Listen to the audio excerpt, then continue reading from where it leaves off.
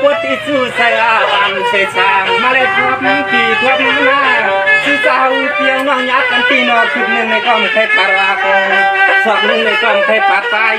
ที่ไหวว่าก็ถึงชั้นตึงเคยขายายันกว่าเพื่อนนั้น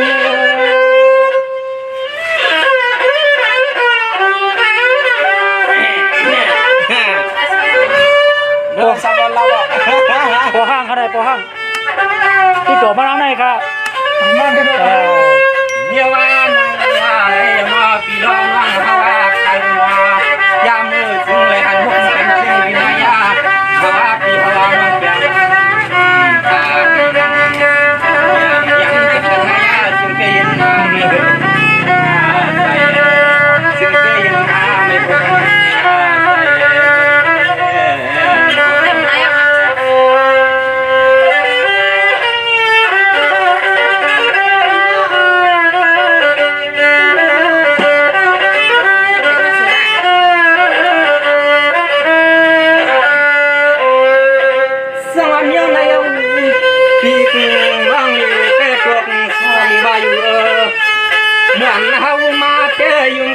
ก็ปากกางปันทำในซึ่งจะหันปีกห้องต่อหน้าญากันเสียงขึ้นเมื่อในเครือคำที่แก่นก็ต่างกันอันในโลกน้องใจซ้ำเตะไปอย่างต่างใครแล้วหนึ่งชื่อ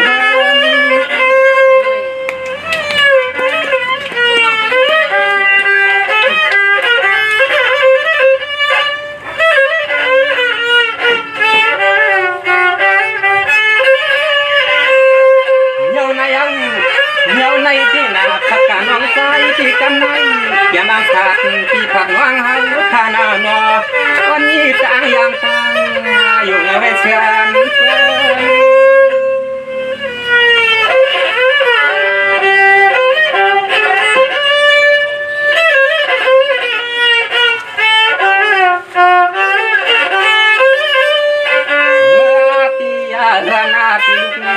เมื่อสุขเมื่อนั่งเมื่อวานก็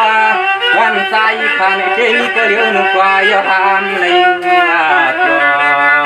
ก็เมื่อวันไหนจึงเลี้ยดังต่างทางก็ญาปีญาณวันห้องในเรือไปจริงญาณอยู่ในจอมันอยากใส่น้องสายไอ้ควรการมาเลยใต้เปิ้ลบอกผู้หญิงเหรอเนี่ยเปิ้ลบอกผู้หญิงเหรอมาเลยผู้ชายก็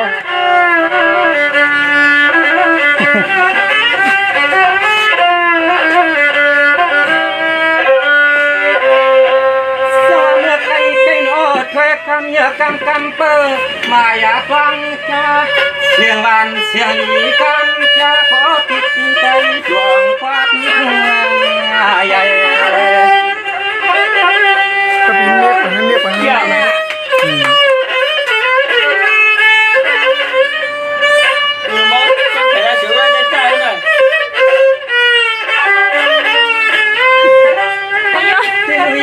เสือไปอาปักเฮาพี่เฮางานเพื่อยายางานเพื่อยายาอย่างน้อยกันปันไปไหน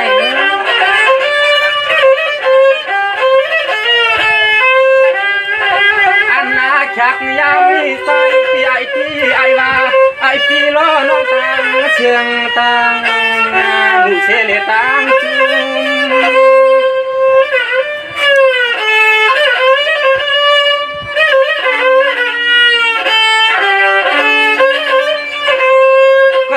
ข้าชนมยามวันยาเลียยามเปียวที่อันไฟเกี่ยวสับทางฟังหูคนอยู่ชื่อยุ่มตุ้มอำยายใส่คำยามเมื่อเปียวเชฟฟังเมือง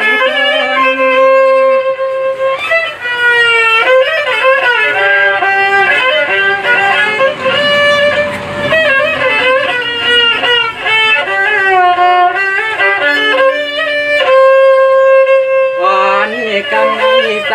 ข้าในคอที่สำนักข้างล่างผู้คุณกูนางกระตังเสียงเจ้าเอาแทงกินช่ำสายไผ่วางอย่างพักเขาปีเขาน้องสาวก็ตีก็เดือนก็เสียให้เหมือนอย่างมันโครวงอาหมากบางวันตา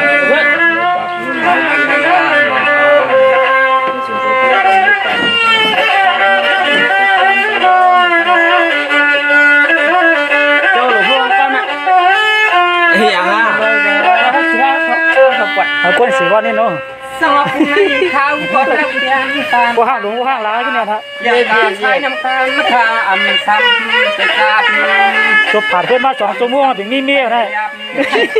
ตั้งเยอะยังเขาอาบยอไอ้ที่ไอ้น้องต้องนาน ถ้าคนเมืองเหยียนเนี่ยบอกความอย่างนี้เอ๊ะ อันไหนเปิดเขา นั่งอยู่เชียงวีโรที่เลยครับวะไอ้เปิ้ลเขา น่าสมาธิทำได้น้องตัดสายเยอะวันไม่ไม่ก็วันมาไปได้ช่องเดียวน้องไปเลยคืนต่อที่ทำลาเนี่ยการ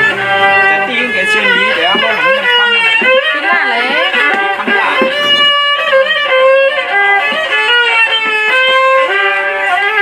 เสื้อเจ้าเกี่ยวน้องพวงวัดกันเมื่อวันไหน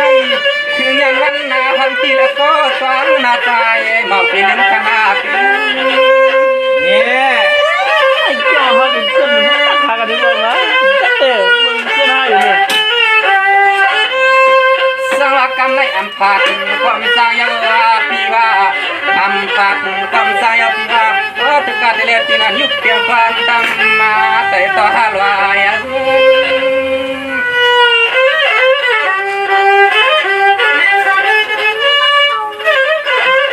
ช่องอ่อนก็เต็มเลยเนี่ยช่องอ่อนเลย วันพ่อมานาเกิดเฮาว่าที่เฮาวังความหัวกันเพียงในก่อพอหน้าพอเลี้ยงข้าวไปขึ้นหน้าจอใหม่ ใช่ล่ะยุ่งเห็นนะเล็กบ้านะ กันใครใคร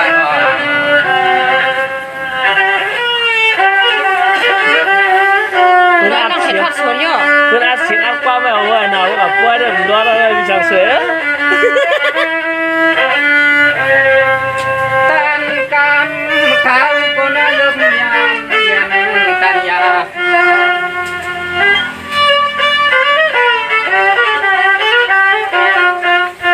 สู่สวรรค์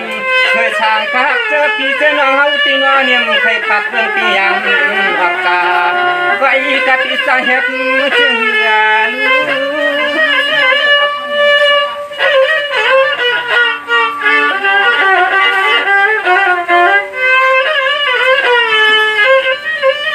ก็ที่จูจะหักอ่อนโลลวงลางลางหักปาดที่เคยความหมดจังเที่ยวใจขาวเดือดกินยังขาดไฟ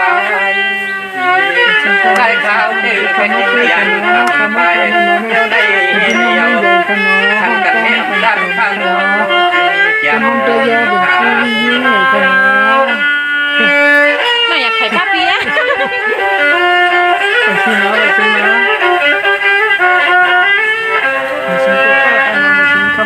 ไม่ตั้งเขาก็น่าเนตอ่อนในเร่ปันปีกร้องเอาทักมุนจอมกาอันกันใจเขา